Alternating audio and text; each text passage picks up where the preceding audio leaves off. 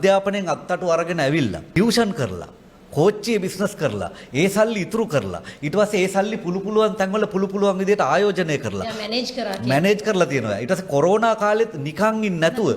තමන්ට තේරෙන්නේ නැති ක්‍රිප්ටෝ කරන්සි වගේ සබ්ජෙක්ට් එකක් තමන්ගේ පුතාගෙන් අහගෙන පුතත් එක්ක එකතු වෙලා ක්‍රිප්ටෝ වල ආයෝජනය කරලා ඒකෙන් තව මුදල් ටිකක් හදාගෙන ඊට පස්සේ තමන්ගේම පක්ෂයේ අය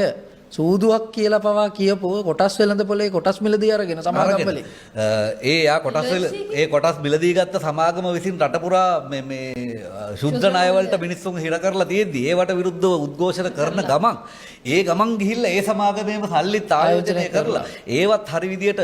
මැනේජ් කරගෙන එයාම කියනවා එයාගේ තියෙන එයාට ලොකු ආදායමක් මාසෙට එන බිල්ඩින් එක ඉස්සෙල්ලම පොල්ලතු ගහලා හැදුවේ ඊට පස්සේ ටකරන් ගහලා හැදුවා ඊට පස්සේ කොන්ක්‍රීට් වලට ගියා. ඉතින් මං කියන්නේ මේ ගමන ඈත අනුරාධපුරයේ ගමක ඉඳන් ආපු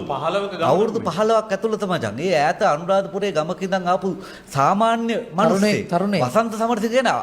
අපේ මිනිහෙක් අපි වගේ සාමාන්‍ය මිනිස්සෙක්. එහෙම සාමාන්‍ය මිනිස්සෙකුට ප්‍රකෝටිපතියෙක් දක්වා එන්න මේ සිස්ටම් එක ඇතුලේ